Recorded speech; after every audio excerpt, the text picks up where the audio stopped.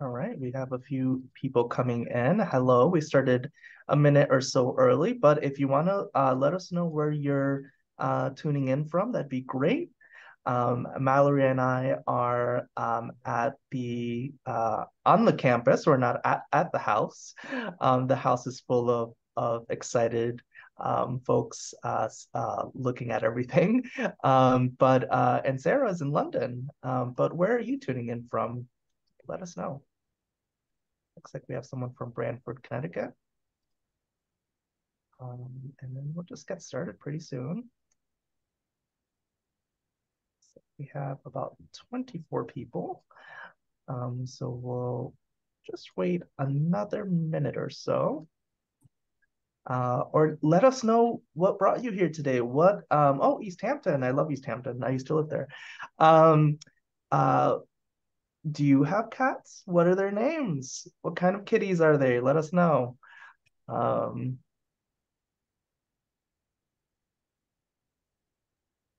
I'm sure most of you must have cats if you're on here.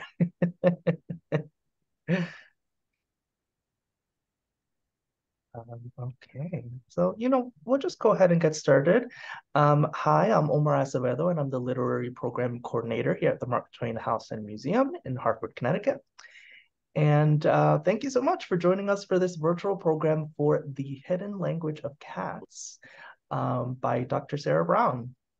First, I want to thank our sponsors. Our virtual programs are produced in part with support honoring the late Frank Lord. We are happy to honor his memory with these programs. And we are also incredibly grateful to the Wish You Well Foundation and Connecticut Public WNPR for supporting all of our virtual programs. Please, if you're not a member, please consider our museum by becoming a member. All members receive free admission to our author programs, the house and museum, year-round discounts in the store and cafe, and much more. Please visit our website for more information.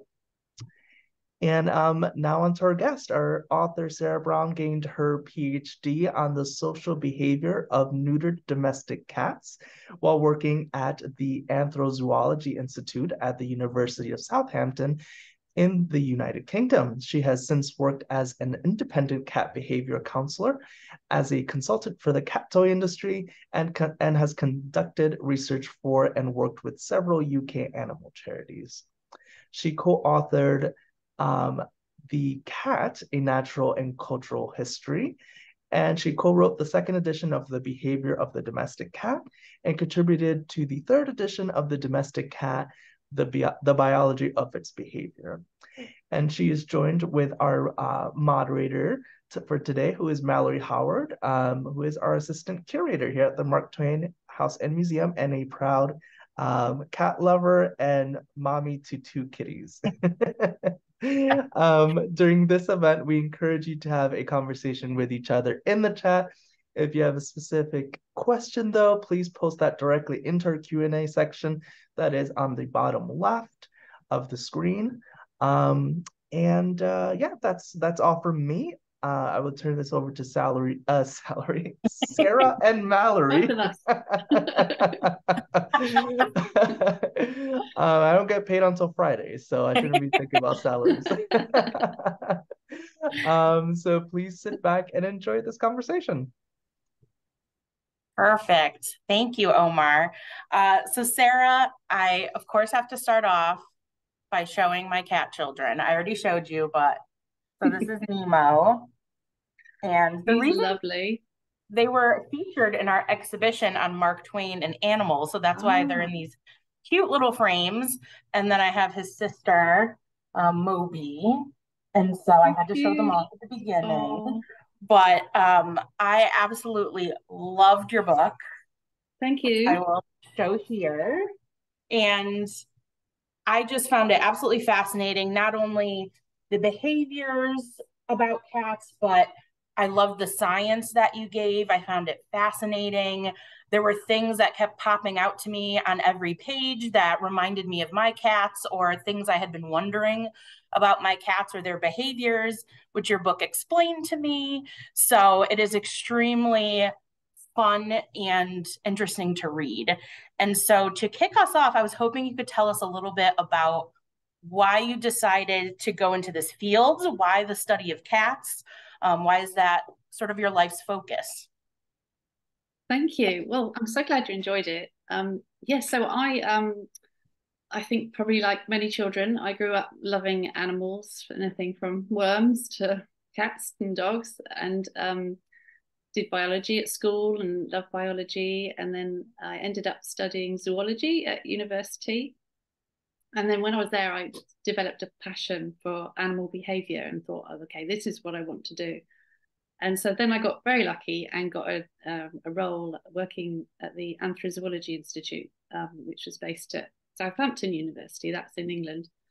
And we studied cats and dogs and their interactions with people, and that was great fun. And alongside it, I was allowed to do a doctorate, which I did part-time. And I decided I wanted to study the social behavior of colony cats, of feral cats, and learn how cats communicate with each other. And so, yeah, that was the start of it all, really. It all came from there. And I've been working with them ever since. That's amazing. Now, you just mentioned that you studied colonies of cats. Can you talk a little bit about what that is like to be able to observe all these cats living together? Is there something interesting you picked up from observing them? Yes, patience was a big thing I picked up from doing that. So I studied two different colonies. One lived in the grounds of a big old Victorian hospitals, which was sort of vast. And Wow. I just studied a small group of them. And then the other one was a colony that we rescued from a school, the grounds of a school, and we had them neutered and relocated them on a farm. So that was a slightly different experience because they were more under my care, if you like. We fed them and made sure they were okay. And but every day I could that I went along and watched them too. And watching back then was different probably to people watching now. You know, when they watch cats now, I just had a notebook and pen and a tape recorder and a pair of binoculars and sat up the hill and watched them. And yes, you just, I find it was a great privilege really to have so much, interaction with just be able to watch a group of cats do what cats do, and learn and write it all down and then analyze it all was amazing. I loved it. So was there a certain time frame for your observation?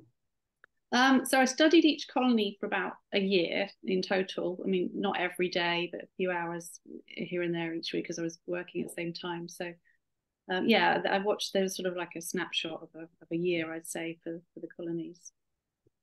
Now, speaking of, watching these colonies, and one of the things that I was intrigued by with your book were the different terminology associated with types of cats. So you mentioned feral cats, the wild cat, domestic, socialized. Can you talk about some of those terms and what the differences are? Yeah, it can be a bit bewildering, all the different terms. So yeah, so taming just sort of describes a process where an animal, often a wild animal, becomes docile and often friendly towards the person that's handling it over the course of that animal's life. And it just applies to a single animal. It doesn't apply to a population of animals. It's just that one animal that becomes tame. Whereas domestication is a much longer process that involves genetic change of a whole population of that type of animal, so that they all end up, with more of a tendency to be friendly towards people. But it's a genetic change. It's an actual change in that species, if you like.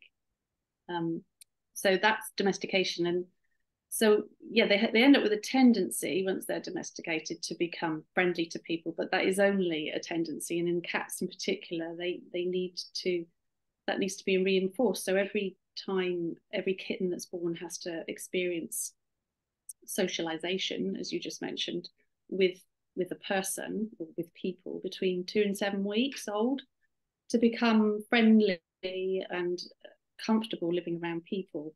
And if they miss that window of socialization, they can quite often become quite fearful and scared of people. And if that happens in an environment, say a stray cat, out in the streets, who never gets to see a person beyond, sort of 3 or 4 months old, that's when they sort of remove themselves from, you know, people as much as possible, and that's when we call them feral. They revert to a wild existence. They're still the same domestic cat, but they've gone a bit wild. But they're not wild; they're just feral. Sorry, that was a bit long. Yeah. No, and I think that's so important, because I was always kind of confused by some of those terminology, and I think, you know, with your book, it you just explain it in a way that's easy to understand. So I appreciate that. Another thing that I found really interesting that jumped out to me was, and I'm not a big science fan, I'm a history literature person, but I loved when you explained, for example, the science behind the cat's sense of smell. So can you talk a little bit about a cat's smell, and how they're able to do it, and how it's meaningful to them? Yes, so scent is really important to cats. They come from a solitary ancestor, a wild cat, in fact, going back to that, that lived, you know, that one still lives alone, and barely ever meets another wild cat. So they all communicate by scent, and so that's sort of the go-to method of communication for cats, and they still do that now. And they leave scent in so many ways that we don't really realize, and one of which is scratching, for example. People think that they just scratch to sharpen their claws or to get rid of the you know, the dead claws, but actually they have little scent glands between their toes, and so when they scratch, they're leaving a deposit of scent, which is really important to them to mark their spot. And they also leave you know, a visible scratch as well, as we know. But yeah, so scent is going on all the time in a cat's life. Which I find that so fascinating. I never realized that scratching left behind a scent the Yeah. way that it does. I mean, it's very intriguing that there's kind of a dual reason for doing that. And I also had to chuckle that you mentioned the two of the things that irritate cat owners the most are the scent of them marking their territory, so to speak, Mm-hmm. and the scratching. And I know I've tried a million different ways to get my cats to stop scratching the rugs or the couches, but they have not they have not been able to do that yet. But it's fun to learn about sort of the history and science behind it, and gain a greater understanding of why they do certain things. I think it helps to yeah, I think it helps when you understand what they're doing, to be less cross with them when they do things. Exactly. Be a little bit easier on them, not as Yeah. irritated. And the other thing, sort of going off on things that I learned that I found interesting, was catnip. I don't know why, but I never thought about the origin of catnip, or how did we learn that catnip was something that cats would go crazy over. I know some of them have different reactions to it than others, but can you talk a little bit about the whole catnip thing? Because I found that very interesting. Yeah, catnip's amazing. When I was researching it, I found that the first mention of it was in a gardening book back in the 1700s, and the writer was writing about you know, how the local cats had messed up his catmint patch, and you know, just was describing the behaviours of the cats. And for anybody with a cat, you know, watching, you might have one that reacts to catnip. Although they have found that that actually only 2/3 of cats react to it, because it's an inherited response. So about a third of cats don't actually respond to it at all. But those that do go through this amazing, you know, astonishing routine of sniffing I mean, if it's in a toy particularly, you know, sniffing the toy, rolling on it, dribbling on it, throwing the toy around, wrestling with it, and often going to sleep with it at the end, you know, because they're exhausted. So, and that go on for sort of 10 to 15 minutes. And then that wears off. So they have to then have like about an hour or so before, you know, the catnip can then work again, if you like. But yes, and it's got a sort of secret ingredient in it called napatolactone, and they know that that's the ingredient, but they don't really know why it works that way. It does it. There's a similar substance in other things like silver vine and certain sort of honeysuckle that they also go mad over. But yeah, it's a bit of a mystery still. Yeah, my cats are big catnip fans. They Are they? go absolutely crazy for it. And I know actually, can you talk a little bit about your cats? I know that you have a couple kitties yourself. Are they catnip fans as well? Yes, yes, catnippers. And yeah, actually, I think all of my cats, yeah, my whole life have been catnippers. So yeah, it's a great resource for, for playing with them, which is obviously very important, and getting them to do things like even trying to attract them to a scratching post. I was thinking about that when you said that it's hard to get them to scratch other things. Sometimes if you rub a bit of catnip on, that draws them to it initially, and once they start to scratch, they then leave their own smell, and that will bring them back to I scratch didn't again. even think of that. I'm gonna have to try that. Try that when you get home. Exactly. I'll have to let everyone know how that goes. Um, Now, the next question I had was about the feline dictionary. You talk about Grimaldi's Yeah. feline dictionary. Can you tell everyone a little bit about that? Yeah, so this was sort of a fun thing that I put in the chapter on vocalizations, because I thought it was an interesting start to talk about how people started to think about the noises cats were making to us. What are those noises? And I found this book called Pussy and Her Language, which was written by a man called Marvin Clark back in 1895. And in it, he includes a piece of work by a French professor called Grimaldi, who claimed to have worked out how, the whole feline language, including vowels and consonants and words and numbers and all their grammar. And he put it all in this dictionary, which he wrote out. And I include an excerpt of that in the book as a sort of an amusing, start really. But there's words like, I'm just going to look at this word, like oily for fur and zuli for millions. And anyway, it was just a bit of fun really before going on to the sort of newer science of cat vocalizations. But yeah, it was quite an interesting read.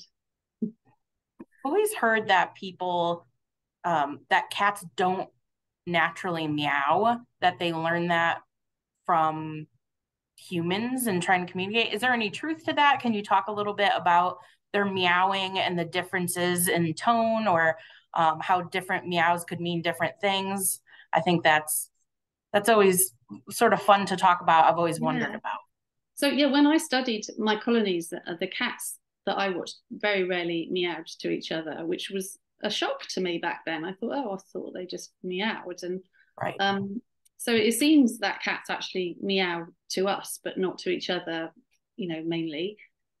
And what I think is amazing, particularly about meows, is that the meows of a domestic cat are slightly different in tone to the meows of, say, an African wildcat that they're descended from, and they've evolved these meows to be slightly higher pitched, amazingly similarly pitched to the cries of a human baby.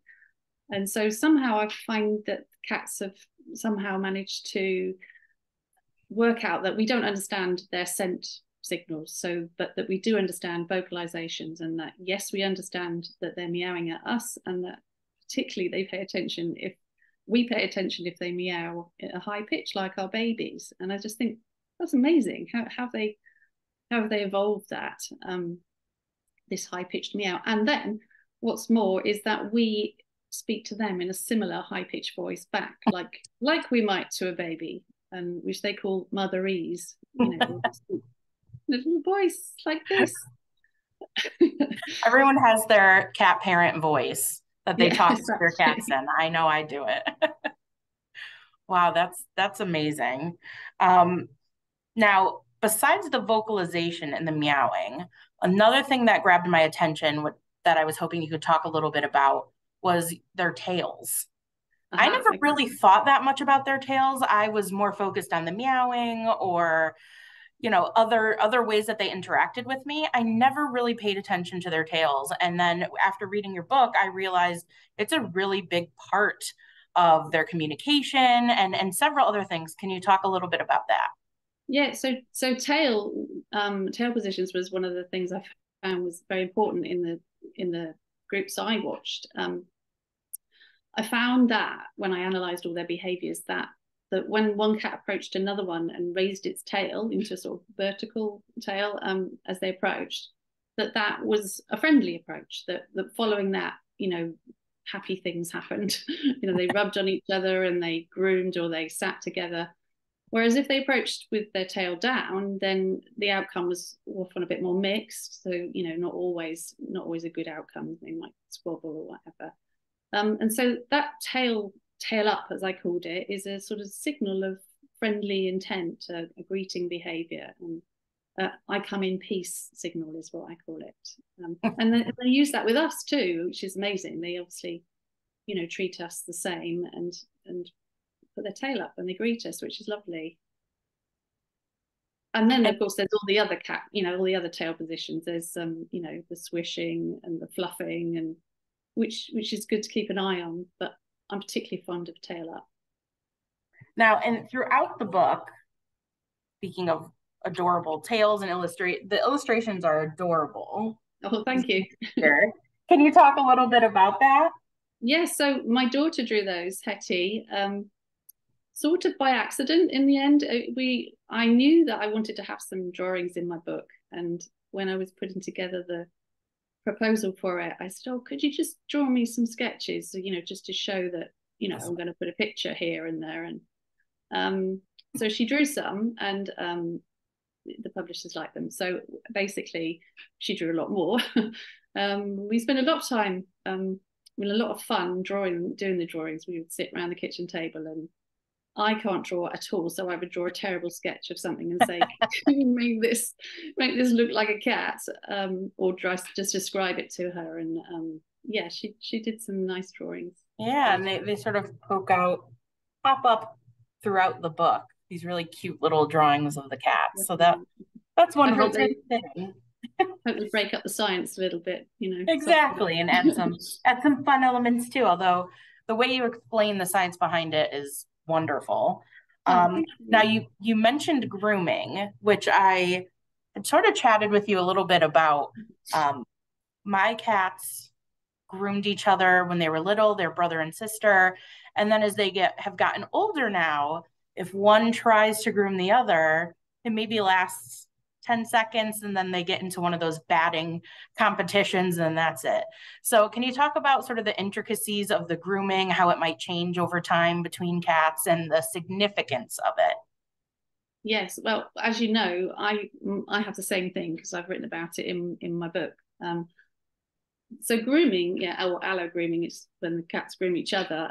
It has this sort of magical image of two cats curled up together, one licking the other and then the other one licking back, and they're all snuggly and warm, and it's all very loving. And you do see that a lot in multi-cat households, and I saw it in the colony as well. So it was a bit of a surprise to me when my cats behave just like you described. One comes in from outside perhaps and starts grooming the other, and then one or other of them will smack the other one around the head. And what's going on there? That's supposed to be an affectionate behavior. And there was a study, it was quite a big group of cats and indoor cats, that showed that in 35% of the interactions where there was grooming between cats, there was also aggression. So that's quite interesting, because you think that it's just friendly behavior. So there's a theory sort of growing that perhaps that in some situations that grooming is trying to diffuse tension between two cats. So perhaps you've got two cats that don't get on quite so well, and one or other of them will try to diffuse the situation and not have a fight by grooming, and then it all goes pear-shaped and they end up squabbling. But I'd be interested to hear other people's stories of that, because I think that that's a really interesting and growing area of what is going on with these squabbling, grooming cats. Yes. Well, and another thing we connected on too with our cats was, when my cats were younger, they were very affectionate and they would cuddle and spend time with one another. But as they got older, they seemed to kind of be more independent, stay away from each other, not as much cuddling. Can you talk about how that might come about? Yeah, that's very common too. And I saw it a lot, particularly in rescue shelters where, you'd rehome kittens that maybe went in a pair, and then you'd hear back a year or two later, and they sort of, just like you described, they just tolerate each other. And that's the same with my cats. They put up with each other. They don't fight really, but and I think what cats are very good at in those situations is carving up the space and making their own little patches. So they'll either timeshare the space, one has the bed, in the morning, and one has it in the evening, or they just have different areas that they use of your house or your flat. But the most important thing I'd say in those situations is enough resources. Make sure that each cat has got a bed, each cat's, you feed them separately, there's enough litter boxes for each of them, and that they can live around each other, without having to be with each other all the time. But why it happens, I don't really think people know. I think that it's just maybe a bit like people. You grow up and your personality changes as you grow up, and you don't get along quite so well maybe with your siblings as you get older. Right. Yeah, they get mature and new personalities. So yeah. Well, they have to learn to live with you. It's kind of like living with a roommate. You have to find your spaces to get away and take a break from one another, and that exactly. sort of thing. So I'll have the living room tonight and you have it tomorrow. Yeah, exactly. Now, speaking of that, I loved learning about different cat personalities, and you talk about the personality of a cat versus their coat color or what type of cat they are. I had always heard about this. I mean, even on the cover, I remember one of the cats I always hear about are the orange cats act this way, and calico cats act this way. So I was wondering if you could give some examples and talk a little bit about that whole thing. Yeah, so you're right. Orange cats are the favorite always.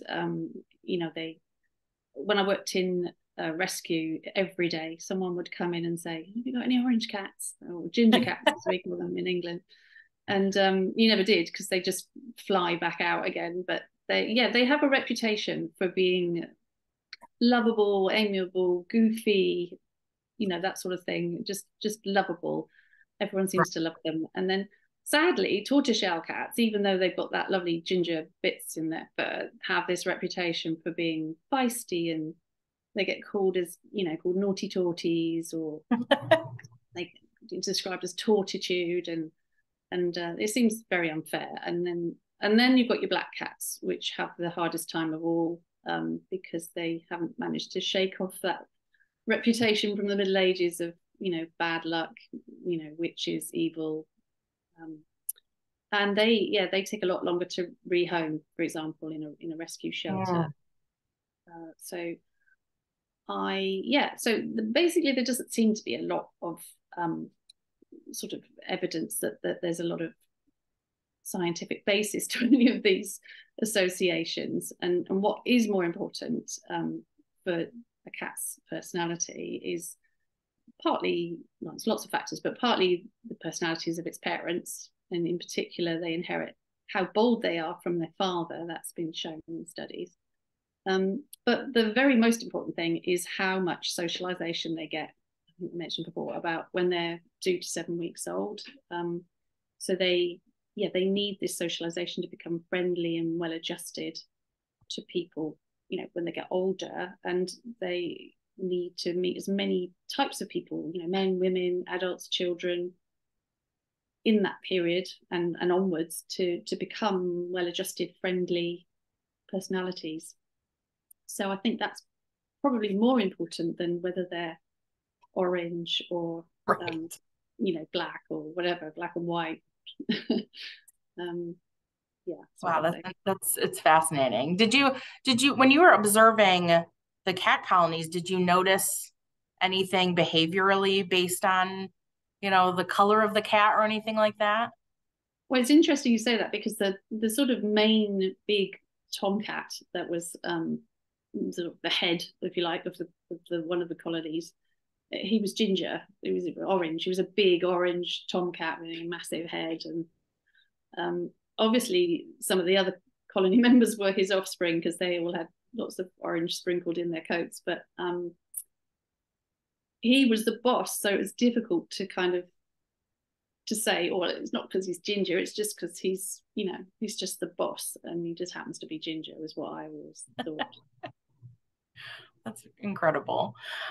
Now, another thing I wanted to ask about was something that I have talked to other cat parents about. And I've never had this experience with prior cats growing up, but I know with my current cats, one of them is notorious for doing this. And it is what I call the love bite, which is where they're nuzzling you and they're obviously being very affectionate, but then they like to clamp down a little bit. And you can tell it's not intentional to hurt. Sometimes it does. But I was wondering if you could shed some light on that. Yeah, so it's actually got a name. It's called petting and biting syndrome. Oh, yeah. So it's when they basically start to have enough of it, of whatever you're doing, and it's quite often petting them or, you know, tickling them on the chin or whatever. And they reach a sort of threshold, and sometimes they send out signals which we don't always notice, like a slightly swishing tail, or sometimes they'll groom, and that means, you know, if they groom a bit frantically, that means actually I'm not enjoying this very much. But there's a theory that that's to do with the stroking, and there's a phenomenon called stroking satiety, where if you slightly stroke for a while, it feels really nice, and then, you know, it's really nice and they're enjoying it, and then after a while it doesn't feel quite so nice anymore, but they don't really know how to deal with the situation. So yeah, they bite, or warn you, you know, perhaps with a little, hopefully warn you. Sometimes some cats don't, they just clamp on, but some cats give you a little warning. So yeah, it's basically just giving you the nudge. Okay, I've had enough now. I'm ending this interaction. See, my cat is like weird. To start the interaction too. They like to finish it. Nemo loves to give me the love bites without me touching him. I'll come home and I'll be cooking, really? and he'll weave in between my legs and then just give me a nice little nip on the back of the leg. Usually he never does it when I'm petting him. It's only he just comes up to me and starts doing it. Well, that's interesting. Do you think he's trying to get you to pet him? I think he wants attention or something like that. That's always what I thought of. He's doing it for a different reason then. Yeah, it's just amazing how you can pick up these little things. Yeah. When dealing with the cats. Now, I also wanted to talk about, and this, some people can see this as being controversial, but the whole indoor-outdoor cat thing. I've obviously had both indoor and outdoor cats throughout my life. I'm sure there's pros and cons. Can you talk a little bit about that? Yeah, so it's actually, I mean, I think probably quite a big difference between the UK and the US. I think more cats go outdoors and indoors, you know, here. And I think people have, and it depends on so many things. It depends on where you live, you know, have you got access to the outside, what sort of cats you've got, and how you feel about it. And all those things are, you know, factors. But what I would say is that if you do have an indoor cat, that's fine, and you just need to find lots of things for it to do. Provide lots of enrichment for it, you know, lots of scratching posts and toys, and try and make the space indoors as exciting as possible. So lots of layered, you know, lots of layers of height that they can go on shelving if you can do it, or even just clear a space on top of the wardrobe that they can, you know, go up to, and play with them every day, you know, allow 5 to 10 minutes a day, even just that's enough, and give them lots of fun things, new things, cardboard boxes to explore, you know, roll a ball of paper across the floor. So yeah, just lots and lots of enrichment. You probably have to work harder at it if your cat's an indoor cat. Mm-hmm. And that's just, yeah, that's. So there's a lot of factors, obviously, that going into making that decision. That makes sense. Now, I want to encourage people, we're kind of wrapping up on this portion. So if you have questions, please make sure you start entering them into the Q&A box, because we're going to be digging into those in just a few minutes. But one of the things I was wondering, with all your observation, your research for this book, what did you find the most surprising or the most interesting when you were in your work with cats? I think my most interesting thing was my tail up discovery, that how important tail up was. And I think what's absolutely amazing is that it turns out that only the domestic cat and the lion, out of all the wildcat species around the world, display this tail up behavior. So you've got 40 odd wild species and of felid, of of the same family, that have many different, many similar behaviors to cats, to domestic cats, but none of them show this tail up in a group setting apart from lions. And I think that's astonishing that our domestic cats have evolved this same signal as lions. And I think it's a response to having to live in group situations, living with other cats and having to have signals that other cats can see. Not just sense signals that work long distance but aren't great up close. So yeah, I think that's one of the most interesting things.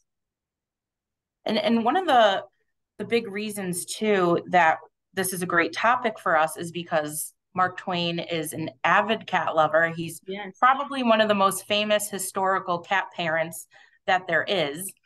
We know that when they were living here in Hartford, they had anywhere from 12 to 13 cats at a time running around. They love to give them very interesting names. So some of the names were Sin, Satan, Famine, Earthquake, Pestilence, Abner, Buffalo Bill, Blatherskite, Soapy Sol, just to name a few. So they really love to give their cats interesting names. We also know that when he was older, Twain would put the cats into the pockets of his billiard tables and try to get them to swat the balls in his favor during the billiard game. So he has a long history with cats. My favorite being when he spent the summer in Dublin, New Hampshire. He could not go through the summer without a cat companion. So we know that he rented kittens from locals near where he was staying, and they spent the summer with him. And then when he returned back home, the kittens went back to their households. So he had a lot of really wonderful interactions with cats over the years. And sort of before we jump into the questions, obviously there's lots of choices with animals: dogs, birds, ferrets, chinchillas, rats. I mean, you name it. What do you think draws people to cats so much? Why do you think, cat people become cat people? I think lots of people ask me this. I always think there's just a little bit elusive always. There's always something you feel like you could learn about your cat. It's partly why I wrote the book, because they get this reputation for being, aloof and uncommunicative. And I just think that they've got an awful lot to say for themselves. We just have to look a bit closer. And I think sometimes looking a bit closer and understanding your cat is so much fun. And I love dogs, don't get me wrong, but that they are a little bit more transparent than cats. Cats are a little bit more subtle with their language, and because I have a dog too, and they're just so different. And I think cats are intriguing. Well, do you think it's true when people say you have to work for a cat's affection? That gets tossed around a lot. Yeah, a little bit. I mean, hopefully, because I always do advocate that you should let cats come to you, not go, running up to them. So I guess in that sense, you do have to actually earn that start of an interaction in some way. So yeah, a little bit, but I think most of them are quite giving. Yes, they want to interact with you too. That's true. Well, I highly encourage you all. I know Omar is dropping the link in the chat to purchase this book. It is phenomenal, and you will learn so much about cats in general and about your own cats. Because like I said, I was reading the book and going, oh, that's why my cat does that, or that explains that. So highly recommend it. But with that being said, we have quite a few questions. So I'm going to dig into that a little bit. So first question, why do my cats eat the catnip? Why do they what? Sorry?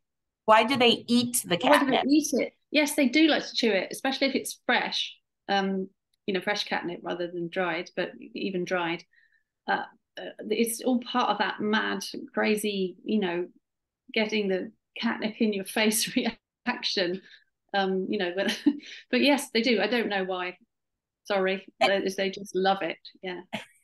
I've had a friend ask me once, is there a such thing as cats having too much catnip at one given time? Well, there is, people do say that, and they can get occasionally a little bit over excited, and particularly certain personalities of cat can get a bit crazy. I mean, more crazy than just the catnip reaction, and get a bit overstimulated. So, I would say moderation would be best with catnip, and not too often and not too much. Makes sense. All right. Are cat people different from dog people, in your opinion? Are they different? Oh, no, there's so many people that have got one of each or two of each or some combination that I find that a really difficult question, because I don't meet many people that have one or the other. But I think maybe if they say they're a cat person, then they probably feel quite strongly about that, and so perhaps they want to be different to dog people. I don't know, but I don't. It's very funny that it seems like you have to pick a team. You have to be team cat or that's team what dog. I don't really want to happen. That's why I like it when people like both. Right. All right. You kind of answered this a little bit already, but if you want to give us another one, what is the most amazing thing about cats that you have discovered? So is there another one? Another one. What can I think of? What about slow blinking? I don't know if you know Oh, about. yes, that's great, because I wanted So that's one of to my chat favorites. Like I discovered this like when I was a student, and how you can slow blink really slowly at a cat. I can do this here. It's not radio. You do a really small half blink at a cat, and they will quite often do it back to you. And that's a really good way of knowing that they're feeling relaxed with the situation. Or if you've got a nervous cat that you don't want to approach, physically, you just do a slow blink at it, and quite often they'll blink back, which is the reciprocal thing. It's really sweet, and I love it. It's one of my favorite cat behaviors. Oh, I love that too. In your experience, what have you found to be the best way to introduce new kittens into the home when there is already a kitten living there? A kitten, or well, whatever it is, I think, because cats, innately are solitary creatures. They came from a solitary ancestor, and domestication has prepared them quite well for living alongside other cats and people. But some of them are a lot better at it than others. So whatever introduction you're doing, it has to be done very slowly and very carefully. And I would start with putting the new recruit into a separate room to the one that's already there, the resident cat. Separate them, give them separate, resources, separate litter trays, so that you have one in a room with all the things it needs, its food, its toys, its beds, and keep it that way for some time. And the first thing you need to do is swap their smells. So get something that smells of each cat and swap it. So get a towel or something from one room and put it in the other, and let them get used to the smell, because as I said before, scent is the most important thing for cats. So once they know that there's another cat in the house, they can get used to that smell, and then very, very slowly progress from there. So you might want to take one out of the room and gently show it to the other cat, see how it goes, put it back, and then leave it for a while, and go from there. And every time you make a step forward, if it doesn't go well, go back a stage, go back to the just smelling the smells stage. But never put two cats in a room together when they've never met, and just let them get on with it, because once that sort of damage is done, if they don't get on, it's hard to retrace the steps. And hopefully, if you do it really carefully and gradually, they'll get along. Or if they don't get along, then at least they'll do what we talked about earlier and manage the space. Great advice. Do cat colonies behave as a pack, or more individuals that live in the same area? Sorry, you cut out again, Mallory. I didn't hear what you said. Oh, sorry.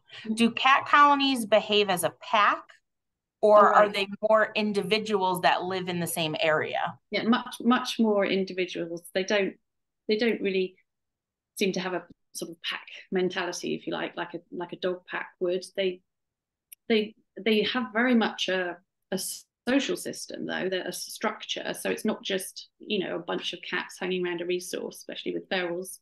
You know, they might congregate around a food, but they have very much established relationships with each other. So some cats will interact with others more than others, you know, other pairs. And so that's what I was studying, that there is actually a whole society there, that, you know, this cat talks to that one, but it doesn't talk to that one. And how that will all, you know, goes on was fascinating. So not a pack, but definitely a social order, social structure. Love it. Someone, and dogs have owners, cats have staff. Like that. So the next question, how do you stop a spayed female from marking when diffusers, sprays, and holistic medicines don't work? Okay, so marking, like spraying, presumably, in the house. Is that what that means? Yes. So cats don't like change or new smells and things. So it is possible that all those smell things you just listed are part of the problem, potentially, that the cat is marking because there's a new smell and it thinks it's something else. A lot of our commercial products have elements in them that remind cats of their own, well, not their own, but another cat's urine. So occasionally they'll pick up something. So like cleaning products particularly might have elements in that smell like another cat to the cat. And so, you know, you get into this cycle of spraying, trying to cover the smell, spraying, cover the smell with something else. And the cat keeps rewarding you with the same behavior. So maybe go back to basics and clean it with something like a biological washing powder, and or one of those special products that's used for spraying, you know, spray marks, rather than things that smell smelly. Got it. All right. So we have a couple more. Someone asked, what was the name of Marvin Clark's book? Is it in the Grimaldi book available? Yes. Hang on. It's called Pussy and Her Language. And it's written by Marvin Clark, and it was written in 1895. So you can't buy the original, but you can buy it as a reprint thing, you know, like especially when you order it, you can buy a reprint. So that's how I got mine. So yeah, just look online. All right. And then our next question, sort of a cat history question. How did cats become domesticated originally?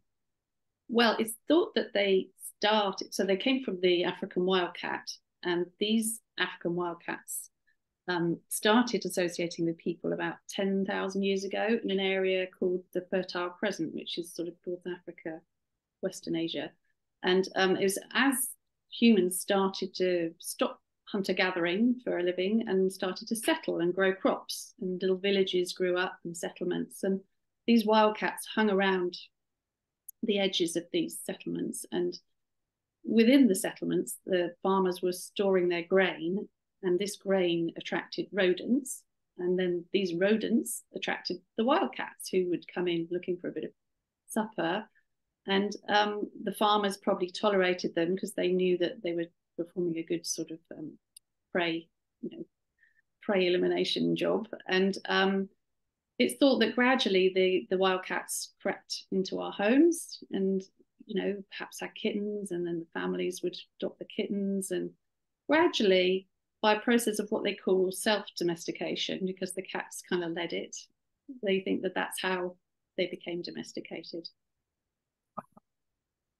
Just such a fascinating, both history, science, learned so much that I never would even think about before. So we're getting close to time, but I think we can do a couple more. How do you break up or discourage fights between your house cats? Well, those two different things. So I guess, yeah, managing the resources in the first place so they don't have to be in the same place at the same time always, you know, like feeding time, feed them separate, try and avoid, you know, try to get them separate so they can avoid each other. Obviously, if they do have a fight, the best thing to do is get something between them, a towel. It's what we, you know, we've always done in rescue. We put a towel over them, put a towel over one, and then hopefully that'll dissipate the interaction. And yeah, just try and give them their own space as much as possible. So allow them to live, in one half of the house and one in the other, and they don't have to try to avoid places where they have to pass close to each other. Sometimes you get a bully that will just pounce on, its passing housemate whenever it can. So trying to avoid situations where that might happen. Now, one of the sweet things, and I hear this a lot too with cats, is, when they finally will allow you to pet their bellies, that it means, they trust you because they're kind of showing this vulnerable part of them. Is that sort of myth, or does that hold true? Well, there's the showing you their bellies, and then there's petting the bellies, which again, two different things. So when they roll over and show you their belly, that is a very relaxed cat that trusts you, feels comfortable, and very safe in your company. But then actually petting the belly is something that some cats like, but most cats don't like. And so that sudden touching of the belly can often end in a clamped hand and biting or whatever. So research has shown that they love to have their heads and their around their ears and chin petted, but going down towards the back end, their tail, around that tail region, is a no-no. And also the belly, I would say 50% of the time that's a no-no as well. So I would always avoid, unless you know your cat very well, which obviously some people do and they know their cat loves it, but I would always avoid rubbing that belly. But yes, do appreciate the exposure of it, because that is a great compliment to you. Oh, that's wonderful. I have another question here. Is there a way to help a cat increase their tolerance for petting without biting? Yeah, I'd say do it in very small batches, very small bouts of petting. So always stop before it starts to look like it's had enough, and give it a treat perhaps, and then leave. And then that sort of leaves the cat, oh, actually, I would have quite liked some more of that. And then, next time do it for a little bit longer and give it a treat and then finish. But try and stop, before the cat has enough, I think, is the best way to make that happen. Sort of petting in moderation. Yes. Yes. Kind of work up the because we have a lot of comments about that. A lot of comments about really? I want to see them. and trying to find a way to be able to pet them without getting bitten. So it seems to be a common thing here. So another question that I have, and if we have a couple more minutes, so if you think of the audience, if you have a couple more questions, please feel free to put them in the Q&A box as we begin to wrap up. But as my two cats were feral, we trapped them, not sure exactly how old they were, but part of my problem was not knowing how to socialize them properly. They're very affectionate, but I can't pick them up. Are there any recommendations or suggestions you have when trying to work with cats like that? I mean, it's very difficult now to try to get them to the vet or things like that because of not being able to pick up. Is there a method that you would recommend to trying to figure that out?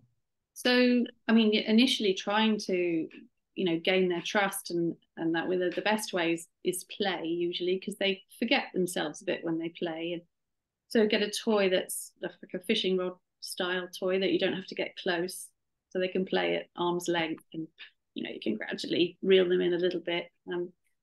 And treats, it depends slightly on their motivation. Some cats are more treat motivated, food motivated, and some will just play. And so sometimes you can get through to a feral with a not a really wild feral, but a young feral kitten like that with treats on your finger. They might come and lick that off.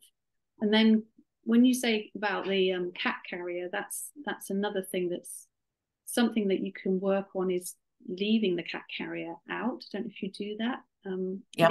Leave it around as part of the furniture, so it's not this horrible thing that comes out when you go to the vet. Right. And make it a lovely place. So play in the cat carrier and have treats in the cat carrier and make that a wonderful place to be. Yeah, and the petting, it's difficult because, hopefully that will come over time. But as I was saying before, when they are feral, it's hard to bring them completely back to maximum friendliness. But they obviously trust you a lot. Right. They rub around you and love you. So I'm very impressed. You've come a long way. Thank you. You get proud after you're able to get them. Yeah, very much so. You socialize. A lot of patience. So we have another question. We have found that our cats always seek out the guest who is least enthusiastic about cats. Do you know why this is? Yes, it's because they sit still and they let the cat come to them because they're not really keen to interact. They're not, sort of, busting to go and stroke the cat. They stay really still, and that's what cats like. And the cat can come and investigate, smell them, get a proper idea of who this person is before there's any interaction. And probably there's no interaction if the person doesn't really like cats. So that's just how cats like to start an interaction. They like to lead, and they like to smell, and they like to have time to do it. So I think that's why we just sit still when we don't like cats. Oh, I've never thought about that. That's a really interesting thing to think about.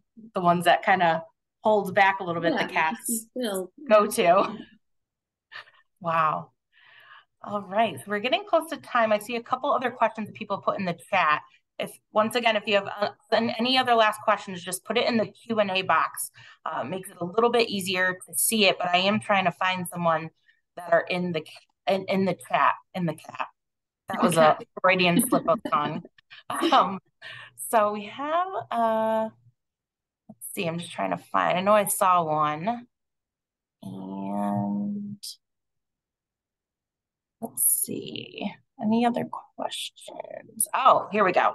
What is the science of the cat's tails getting so fluffy when they are frightened? So yeah, that is the flight or fright or flight reaction, adrenaline basically. And we have it too. We get frightened and we see something scary, and actually our hair stands up on end, but we don't have so much of it on our bodies. So it's just that their fur fluffs up as a reaction to the rush of adrenaline. And and sometimes they also use that if they're in a sort of confrontational situation. They'll turn on their side and make themselves look bigger, because obviously they do look bigger when they're all fluffed up, and they use that to their advantage. When fighting with another cat, they might turn side on to look as enormous as they can and scary. So yeah, that's what that is. All right, so let's finish up. I see one more question in the chat, and of course I just lost it. Let me see if I can re-find it really quickly. But a lot of comments throughout talking about people really engaging with the things we were talking about with catnip and the biting and things like that. So it's nice that we all kind of are on the same page with a lot of these things. Here we go. So yeah, we have another person who had cat doing little bites as well. I find that really, really interesting, the cat biting. And so let me see if I can find that last one. Here we go. My Maine Coon is a biter. I have learned after a couple of bites that a look comes when I'm stroking her fur if I rub an area that she objects to. She is otherwise sweet and loves to be cuddled. Any thoughts on this? So you're stroking a particular area and she gets a look. I think it's probably what I was talking about, that suddenly that just doesn't feel very nice anymore, that petting in that particular area. And yeah, I would just stop. And either don't pet at all, or just put your hands down for a while and see what happens. See if I don't know if she's sitting on her lap, but maybe she's just on the floor. But give her some space, see if she moves away, because they will move away if they've really had enough, or just have a breath without petting. All right, well, with that, we are just about out of time. Sarah, I want to thank you so much for joining us. I have learned so much between reading your book and chatting with you today. It's really life-changing with how I'm going to interact and observe my cats. Thank you to everyone who joined us. As I mentioned earlier, I highly recommend and encourage you to buy Sarah's book so you can learn so much more about cat behavior and communication, and learn more about your cats by reading her book, which is extremely helpful as a cat mom. So I appreciate that. Thanks, Valerie. It's very lovely. much. You're very welcome. Thank you, Sarah, for joining us. Thank you, everyone, as well, and enjoy the rest of your day or night if you are overseas. So thank you again, and hopefully we'll have nice cuddles with our cats tonight. Yes, so. Enjoy your cats, everyone. Thank you all. Bye. Thank you.